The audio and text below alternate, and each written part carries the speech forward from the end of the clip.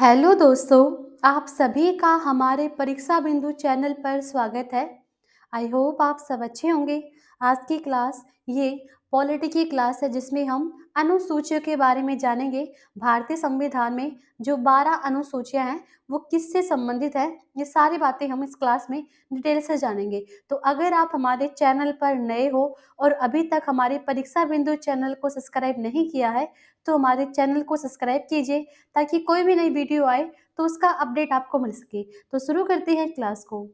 भारत के संविधान में वर्तमान में 12 अनुसूचियां हैं और इन अनुसूचियों का जो पहला वर्णन हमें ये मिलता है भारत सरकार अधिनियम 1935 में। ठीक है।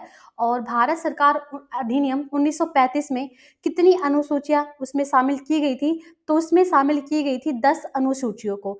और फिर बाद में जब भारत का संविधान बनता है तब भारत में कितनी अनुसूचियों को शामिल किया जाता है, 8 अनुसूचियों को शामिल किया जाता है। यानी कि भारत में जब 1949 26 नवंबर 1949 को भारत में क्या होता है, संविधान को अपनाया जाता है। तो उस समय पर संविधान में कुल 8 अनुसूचियां थी। आज भारतीय संविधान में संशोधनों के साथ कुल 12 अनुसूचियां हो गई हैं। संविधान में संशोधन होते रहे और अलग अलग अनुसूचियां जो है वो जुड़ती रही। तो वर्तमान में अनुसूचियां कितनी हैं बिल्कुल, तो वो है 12 अनुसूची।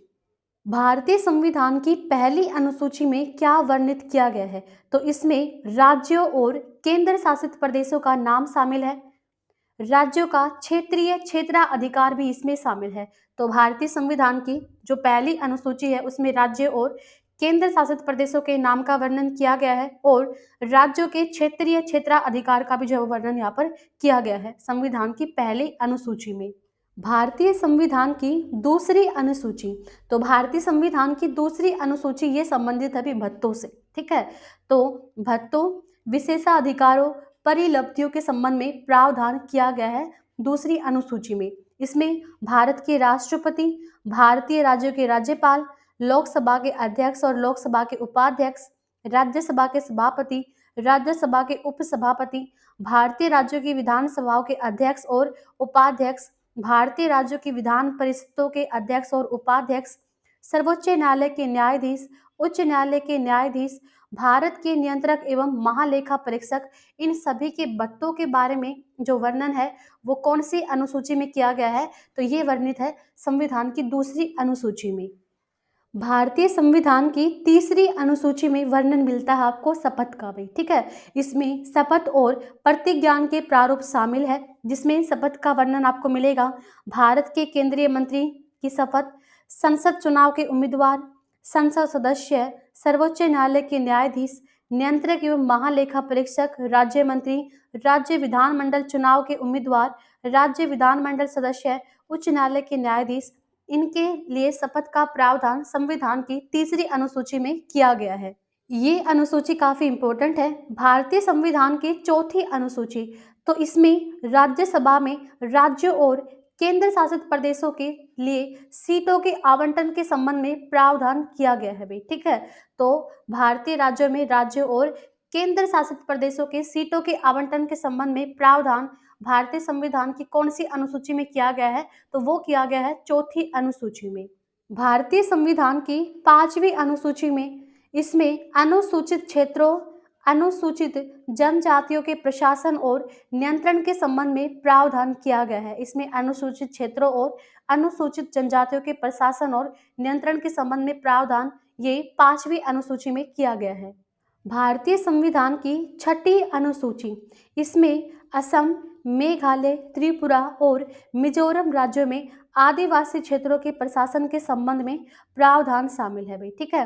तो छठी अनुसूची में किसका वर्णन है, तो आप इसको ध्यान रख सकते हो AMTM से भाई। ठीक है।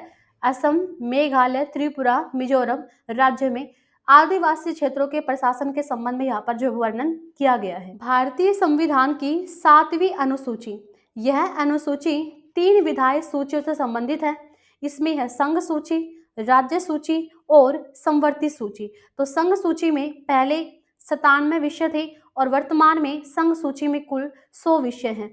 और जैसे रक्षा का विषय, ये एक संघ सूची का विषय है, सेना का विषय, अंतर्राष्ट्रीय संबंध, बंदरगाहों, रेलवे, राजमार्ग संचार आदि। तो ये जो सारे विषय है ये कौन सी सूची में आएंगे? संघ सूची में आएंगे। राज्य सूची में इसमें 61 विषय हैं वर्तमान में, पहले इसमें 66 विषय थे, वर्तमान में कितने हैं अभी राज्य सूची में? 61 विषय हैं। सार्वजनिक व्यवस्था हो गया, पुलिस हो गया, तो पुलिस बहुत बार पूछा गया है कि पुलिस किस सूची का विषय है, तो पुलिस जो है राज्य सूची का विषय है। सार्वजनिक स्वास्थ्य हो गया, स्वच्छता हो गया, अस्पताल हो गया और औषधालय, सट्टा और जुआ, ये किस सूची का विषय है? राज्य सूची का एक विषय है। संवर्ती सूची, इसके अंतर्गत 52 विषय गिनाए गए हैं। वर्तमान में संवर्ती सूची में कितने विषय शामिल हैं? तो 52 विषय इसके अंदर शामिल है।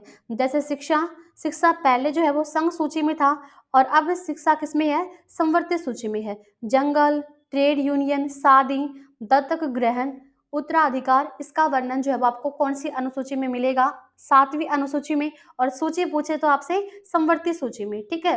तो 3 प्रकार की सूचियों का वर्णन किया गया है, कौन सी अनुसूची में? 7वीं अनुसूची में। तो अनुसूचियां तो कितनी है संविधान में? 12 है। और सूची कितनी है संविधान में? तो वो है 3 सूची में। एक है संघ सूची यानी कि केंद्र सूची, फिर राज्य सूची है और संवर्ती सूची है, ठीक है। और संघ में कितने विषय शामिल है? 100 विषय शामिल हैं, राज्य में 61 विषय शामिल हैं और संवर्ती सूची में 52 विषय शामिल हैं।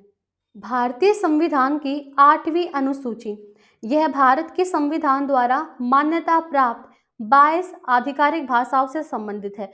तो आपसे पूछ लें कि भारतीय संविधान की कौन सी अनुसूची में भारतीय भाषाओं से संबंधित है, तो वो कौन सी होगी भाई? तो वो होगी अपनी 8वीं अनुसूची। और कितनी भाषाओं का वर्णन मिलता है यहाँ पर? 22 आधिकारिक भाषाओं का यहाँ पर वर्णन मिलता है। और ये 22 भाषाएं कौन कौन सी हैं? असमिया, बंगाली, बोडो, डोंगरी, गुजराती, हिंदी, कन्नड़, कश्मीरी, कोंकणी, मैथिली, मलयालम, मणिपुरी, मराठी, नेपाली, ओरिया, पंजाबी, संस्कृत, संथाली, सिंधी, तमिल, तेलुगु, उर्दू। तो वर्तमान में 8वीं सूची के अंदर कितनी भाषाओं का आपको वर्णन मिलेगा? तो वो मिलता है भाई 22 भाषाओं का। भारतीय संविधान की 9वीं अनुसूची, यह भूमि सुधारों से संबंधित है, राज्य अधिनियमों और विनियमों से संबंधित है।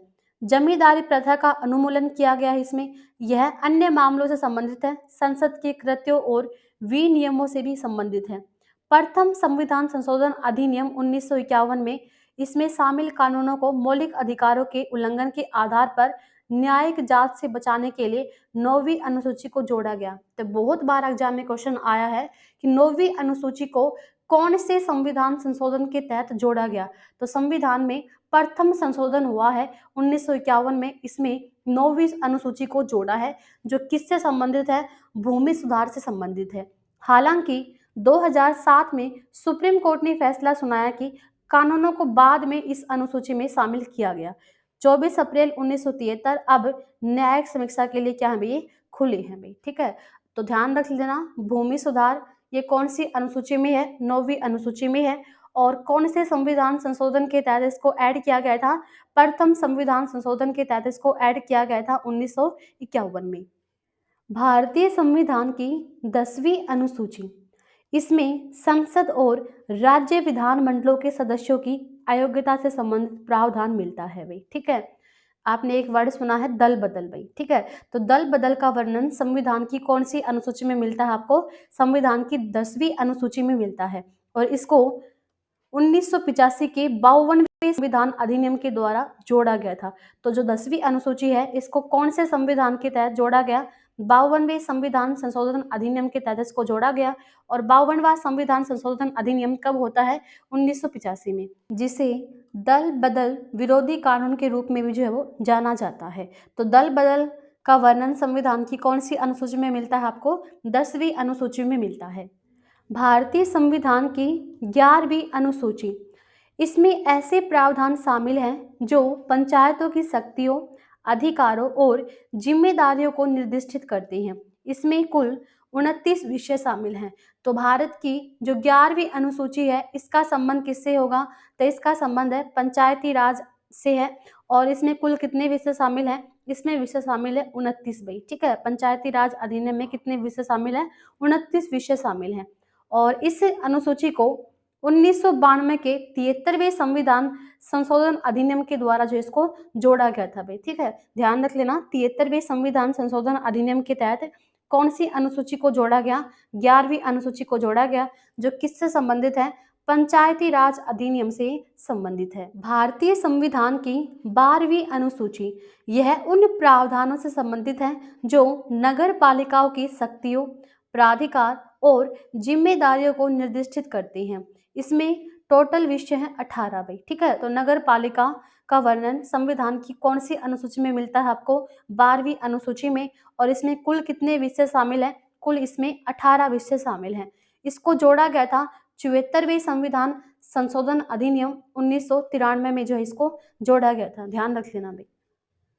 तो ये थी अपनी आज की क्लास। आई होप आप सभी ने काफ़ी इन्जॉय किया होगा।